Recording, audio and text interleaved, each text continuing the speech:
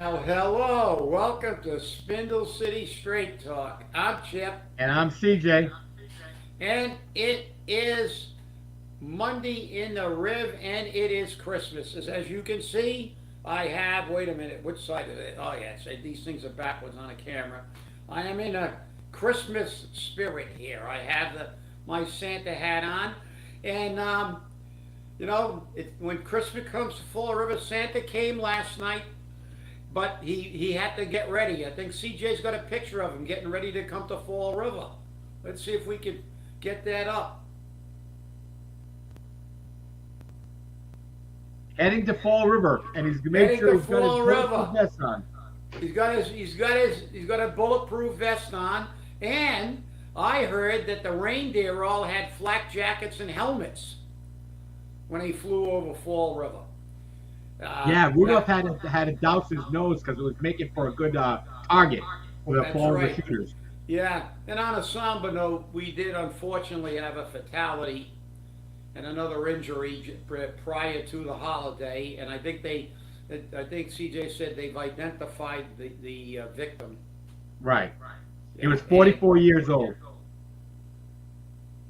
and that's I all. guess they're thinking it was targeted. I hate hearing it was targeted because it makes no sense. It's a shooting. I don't care if it was targeting. I don't care if it was a hit. I don't care what it was. It was a shooting, and in this case, a murder. And especially on the holiday, it is terrible. Yeah. But I've gotten the unlucky description of being called Scrooge from my weekend flush. I, So, sometimes telling the truth is not being Scrooge. I hate to tell him that. well, they think I'm, but I did receive a great email from somebody. CJ, Merry Christmas to you and your family. It truly is sad to hear about the financial straits of the city my dad loved. Hopefully, things can only get better after hitting rock bottom. We'll never, we'll move, hopefully, moving things forward in the right direction. And as you said, Chip, you doubt it. Never happened. Yep. This city will, they just never stop. Uh, we knew this years ago when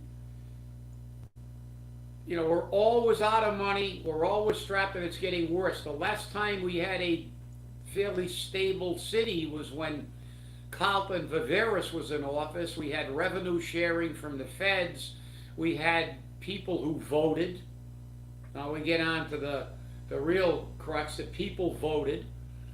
Uh, you and I remember the days where if you raised taxes all the time and spent money like a drunken sailor, you got bounced. Oh, yeah. There, there wasn't a mayor or a councilor that would ever advocate for a tax increase during an election year. You That's never for saw sure. that. Ever. You never saw it. And the That's thing is, right. now they give you, they raise your taxes, they raise your fees, and they want to do 2.5 overrides. They want to skim money from the retirement fund again. Again, they want to skim money from the retirement fund. They don't care that they tanked the retirement fund from '02 to 12 by skimming. 500,000, a little pittance. That's nothing. That's how desperate they are. But this city's never going to look. The only way this city is ever going to get financially stable is if we go into receivership and we have a receiver down here, or I don't think it's possible, but we actually get a mayor who doesn't care, a mayor that doesn't care. Wow, I'm a poet and I didn't even know it. But a mayor that doesn't care about the flack he gets from his rich campaign contributors and says, listen, we're going to tighten our belt. We're going to stop having 6 people to screw in a light bulb. We're going to stop having ideas like, well, the superintendent of schools is not really achieving the goals we wanted. So we don't get rid of her. This is like Harvard. We're going to just keep her. And now we're going to have a deputy superintendent to go along with the 6 assistant superintendents. And the four the four department heads that replace one department head over there where a guy used to do oil changes. I mean, look, this city's nuts. You and I have been around a long time. We've seen it. God, we got less police, less fire, but we got all kinds of people with all kinds of jobs that are just duplications of effort. It's insane. And I mean, the taxpayers have got to have a revolt. 24 is coming. We got a presidential election. Hopefully, we'll have a lot of people.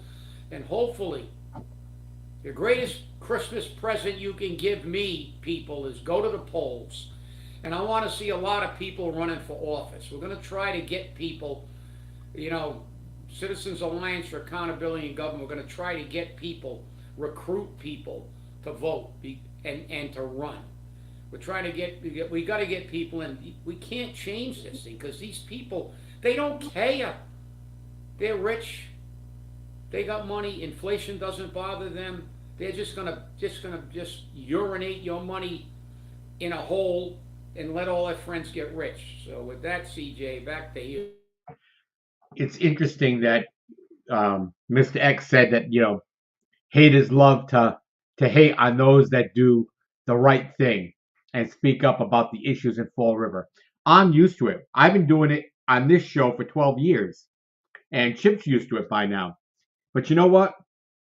As I wrote in the Weekend Flush, as negative as we may sound, and I said I was, I might be a cynic.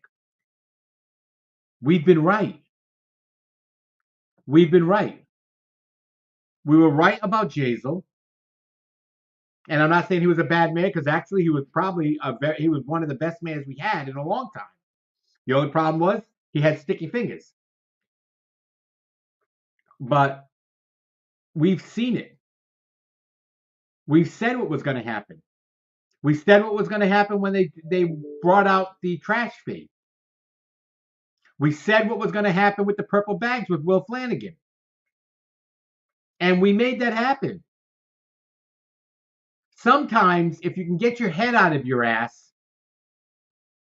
and stop protecting your elected officials and start holding them accountable, maybe we would have a Merry Christmas once in a while, because we'll be able to afford it. The problem is that you keep saying, oh, he's such a wonderful guy. Oh, she's such a wonderful woman. She did this for me. She did that for me. He did this for me. He did that for me. So they gave you your Christmas gift all year long. And your time to pay them back is in September and November. And they expect it from you. They shouldn't expect anything from you. That's their job. That's what they're paid to do. And they should not be expecting you to vote for them just because they did this, that, and the other thing, or they did their job. Because when it comes to voting, they don't do their job. And we've seen that. And come January, we've got 2 people coming back to the city council. And you'll notice I said coming back. They're not newbies. You've got Paul Hart and Cliff Ponte. They're not newbies. And after speaking with several city councilors, I was told there'll be no change in the voting pattern of the council, because the 2 people that went off the council, Pamela Liberté and Leo Pelletier, were votes on the majority of times for the mayor. And they believe that the 2 people coming on will be 2 mayoral kiss asses. And we know Paul Hart's going to be. We know that. There's no question about that. We know that. Because Paul Hart has done everything that the mayor has said. He does it at the school department. Now we'll see it happen in the city, city side of government. And yes, we will have some of the retirement board meeting on this show, probably on Wednesday, and we're having a problem because the person who videotaped it uh, can't get the entire file over to me, so he's got to send it to me in bits and pieces, which means I've got to watch all of these bits and pieces and try to cut and paste them to make them make sense. But I want to get them out there as soon as possible so that people can see the poverty that the city is in, because they're $500,000 they have to get. Otherwise, they can't make the budget. That's a problem. And then I believe, and Chip can correct me on this, then I believe that Bridget turned around and said, well, it's not that we can't make the budget, it'll just make it easier, or something along that line. You know what? I don't care. Make it easy. Make it easier for you, make it easier for me. No. Do the right thing. Honor your obligations. Don't try to skim off the top so you can give your friends something to make some more money on, because that's all you're doing. We're so poor, but I don't see the mayor saying, hey, no more tips, no more ties. I don't see that happening. Because remember, the tips and the ties come out of my pocket, out of your pocket. Somebody's got to pay them. And it's not these developers. But we're so broke that we can still give them out. There's something wrong with that. Something definitely wrong with that. Santa missed Fall River. I think Santa truly missed Fall River. The bulletproof vest was too much to wear. Well, look, CJ, I've been doing this a long time, so have you. But I've always been impervious to these labels, because labels are what people use to hide the fact that they don't have a plausible argument against what you're saying, because what you're saying is right. Being called names and conspiracy theorists and things like this are absurd. Listen, you can talk to the union lawyer, you can talk to people who were in the union. I ran that union for 25 years, and I fought as hard for people I didn't like who had a grievance as I did for the people I liked. And if the people I liked didn't have a grievance, I tell them you don't have a grievance. So this is all bullshit. And that comment was even made during a retirement board meeting. Well, the city's appointee went, well, you don't like this administration, you don't like the mayors.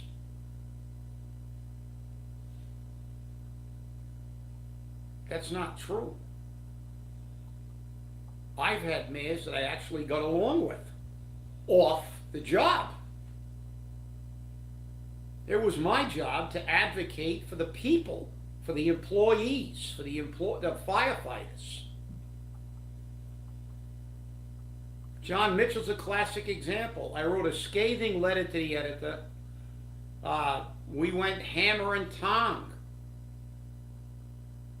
for his entire tenure as mayor. But John and I were friends before his term, after his term, and even during his term on a social level. I've had other mayors I didn't get along with. I got along good with Carlton Viveris. I mean, at first we picketed him, we were adversarial. Then we learned to get along, respect each other. We ultimately resolved our issues, and to this day, he's the first guy to walk up to me and say hello when I see him. I saw him at Horse Neck Beach when I was walking my dog. He came over to me, I didn't even know it was him. He had a hoodie on and he was walking, and then I realized who he was, and we had a nice long conversation. I've had mayors that I detest. I've had mayors that I like. The difference is I won't go out and have lunch with them or well, I don't drink beer, but I'll say that. Basically, like go out and have a beer with them, okay? I have people I get along with, but I can draw the line between business, like lawyers. Lawyers can go into the courtroom, rip each other to shreds, and then if they like each other and have respect for each other, they can go out and have lunch together. It's nothing personal. You're doing your job. But for them, it's always personal. You make it personal. They call us names. Oh, you've never liked any mayors.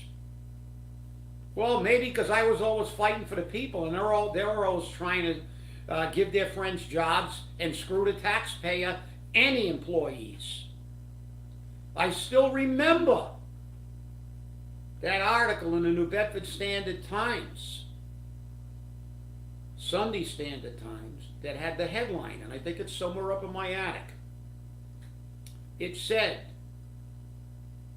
if you're an administrator, work in Fall River. If you're an employee, work in New Bedford.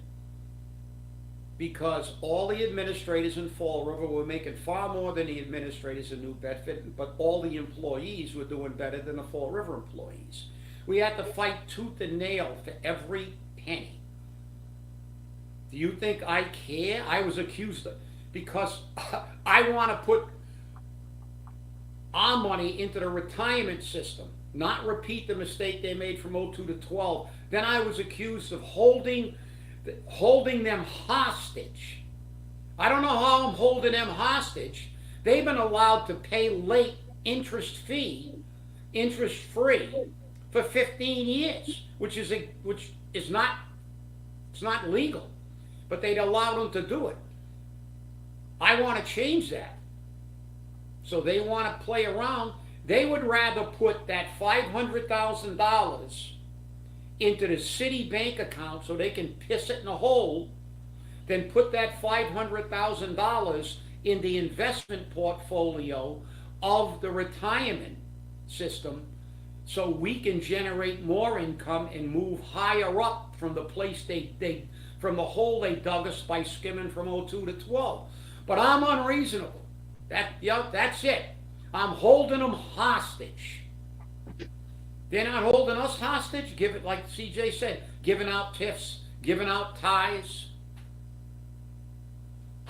You know, that's it. We're the bad guys. They got to characterize us as the bad guy. We're the bad guys. I'm going to show you how ridiculous they are, even not with us. I got to read this one, CJ. I'm sorry. This was just mind-boggling. Mind-boggling. When I read this last night, this was just unbelievable. Now you know that Nelson and wait a minute, let me get this thing up.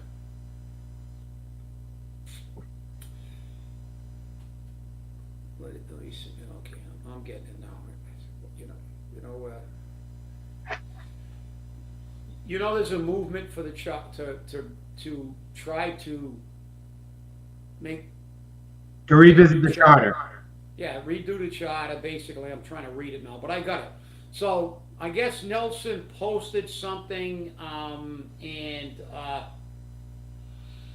Colin is with. Colin is and Colin. I think it's Colin and Nelson that are putting this together.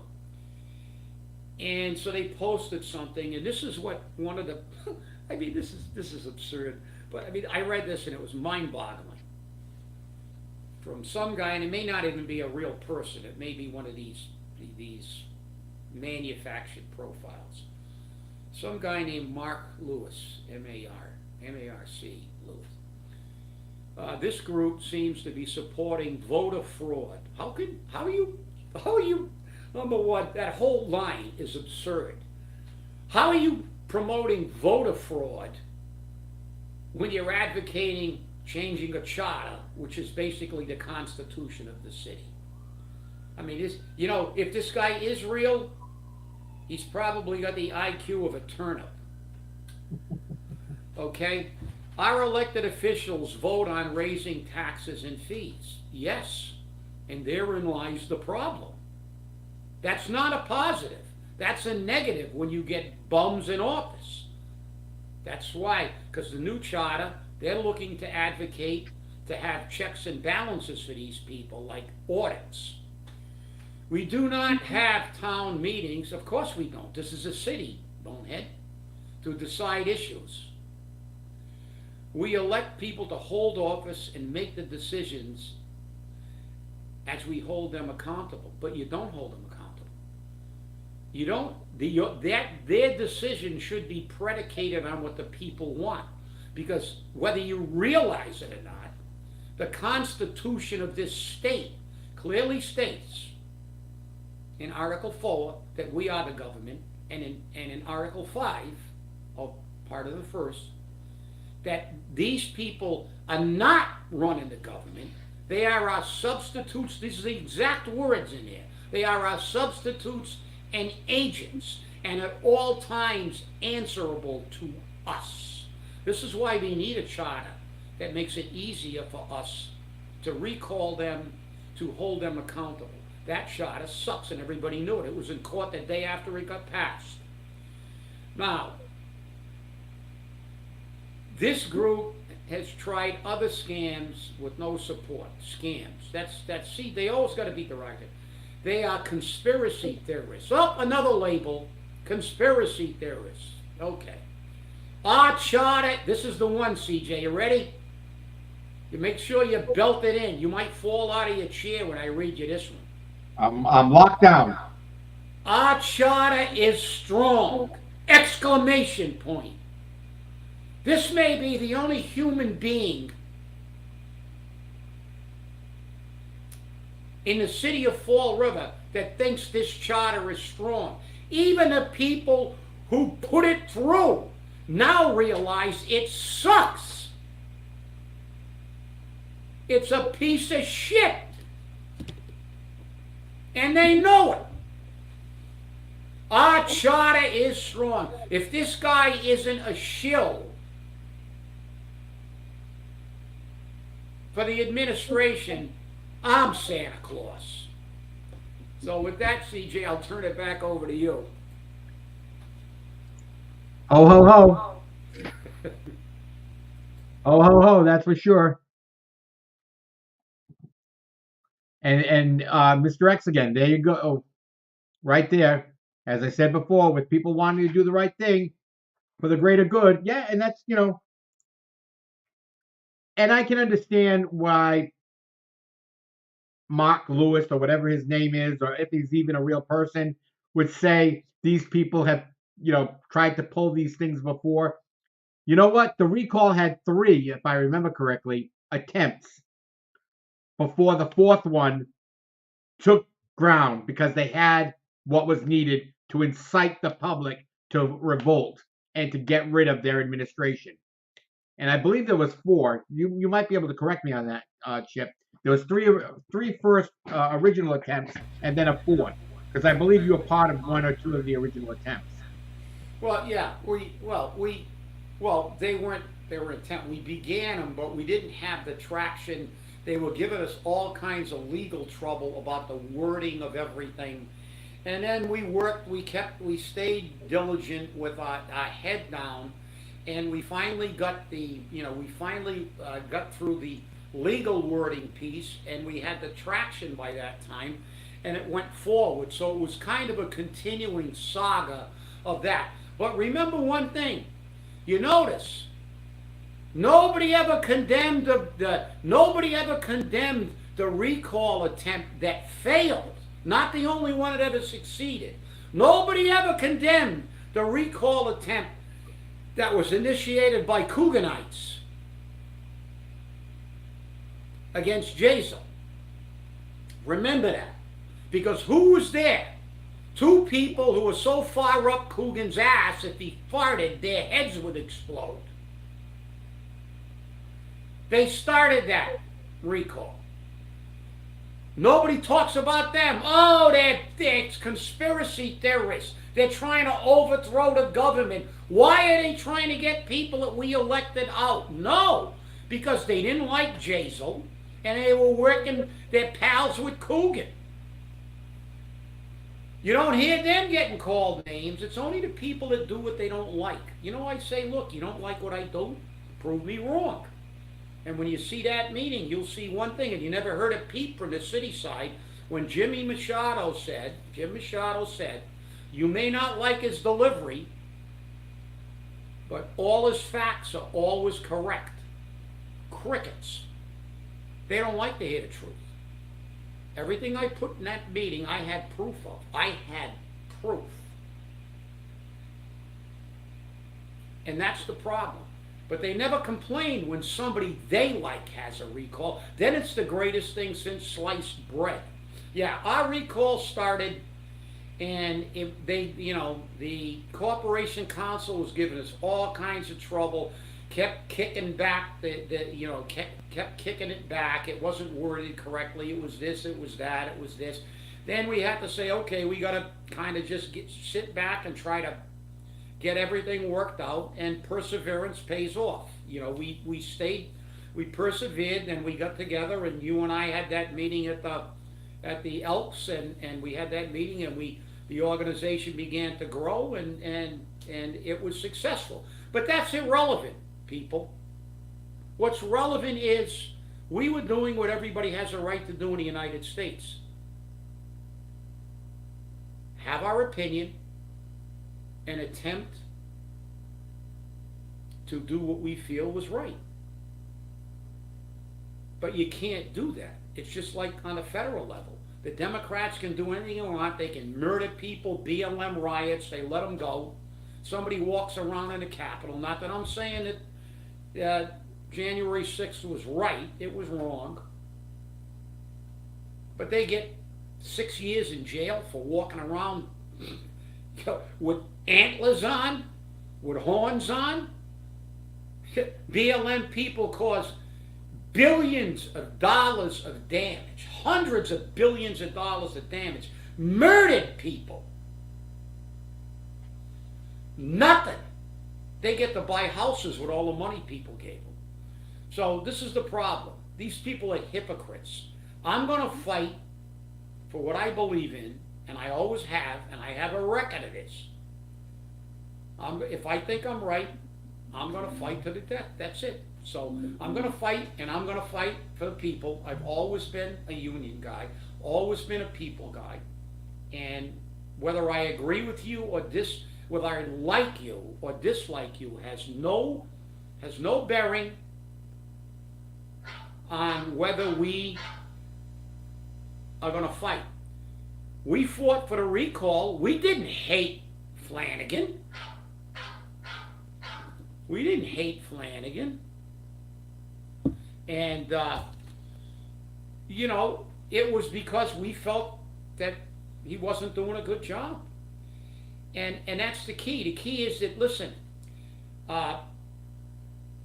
we had people in a recall who we had differences in political differences. Some were Democrats, some were independents, some were Republicans, some were who cares. Some people like the Yankees, some people like the Red Sox, some people like the New York Giants. It didn't matter.